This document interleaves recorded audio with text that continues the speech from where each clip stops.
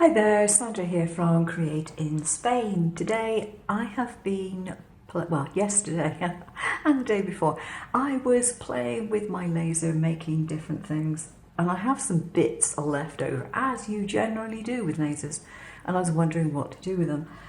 And I thought I'd have a go at making some wooden stamps. Now, you could say they're just wooden engravings, but with these you can actually stamp into clay. Now I suspect, though I don't have any, you could use them on polymer clay. I've been using them on air dry clay, and anyone who's got a laser and they cut out wood, they're going to have scraps. So basically you could probably sweet talk them into making you some stamps if you wanted them, or indeed just little wooden embellishments for your crafting, whatever you happen to be doing. This one I did this morning and I haven't cleaned it up yet. These stamps I made the other day, and I cleaned them up with this stuff which I get from the local supermarket. It's a Spanish supermarket. Anyone in Spain will recognize the branding, and it's 70% alcohol perfumed for cleaning purposes. And I've used that and it's been fine. But here I have your general cleaning alcohol for the medicine cabinet. And this one is 96%. And all I did to clean it up was dump a load on the top, get an old toothbrush and give it a good scrub. Now you want to dump it again.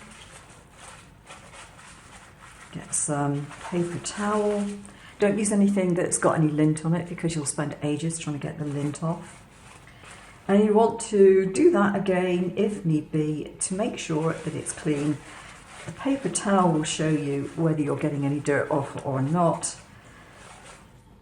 And that will ensure that your image is nice and clean, that it's not going to transfer any dirt to your clay or whatever it is that you're using.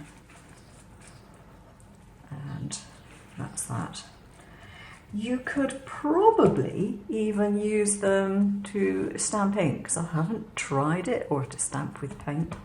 I've not tried it, but you could probably do it. If you do try that, what I suggest is that you put this onto Versamark clear ink and then onto your coloured ink. I suspect you will get texture from it, but that might be a rather nice effect, particularly if you're into the sort of distressed look. I'll try that a bit later on if I remember. And you can see how well it works or not. So there is my cleaned up stamp. Got rid of all the charring. Now you notice that this is quite a deep engrave. It's probably about 1 millimetre. And I did that on my X-Tool S1 and it does it fine. That's why you get the charring, because there's a lot of material removed and it's got to go somewhere. So that is my stamp. Now what I've done on a couple of them, I've put a little handle on just with some more scrap pieces. And I need to do that with this one really before I use it and let it dry off. So that's what I'm going to do. I attach it all with wood glue. It dries pretty quickly and I'll come back when it's done. So I've got my clay. It's just a cheap air dry clay that I can get locally. Nothing special about it. And let's see if I can roll this out between a couple of lollipop sticks to try and make sure that it is evenly rolled. There's nothing like doing this and finding you've got it narrow at one side and much thicker at another. That's not what you want to do, and it won't give you a very good effect when you're stamping either. Okay, so I think that is probably it. Now if you have a stamp which is going to have a hole in it because you're going to hang it from something, the item, then you do really want to make sure that your cut area is that much larger than your design itself. And when I do that, I use a straw. So press that in, and hopefully that's going to give a good impression. Yep, that is a pretty good impression. I'm happy with that. Okay, so I've pressed this down, and then what I tend to do is get one of my dental picks because they're nice and convenient, and just break that and take the excess away, and that goes straight back into my jar. A pretty good stamp. Now the advantage of doing these is they are cheap. If you're only going to be doing one or two of the same design, do you really want to have to buy a specific stamp? And it does make it nice and easy to do, and the detail that you get on these is pretty good. I have one here. Now admittedly I broke it there because I didn't do the hole before I let it dry, and I had put the straw mark in it, but I hadn't punched it out. And when I went to punch it out, I cracked the top.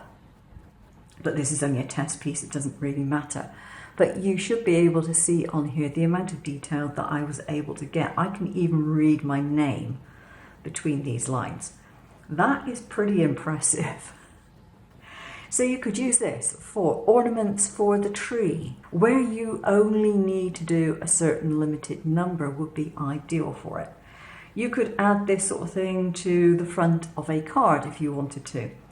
Now one thing which I do know usually works pretty well is if you get the clay foam, or the foam clay I should say. I haven't got any at the moment, but foam clay is pretty good for doing with it.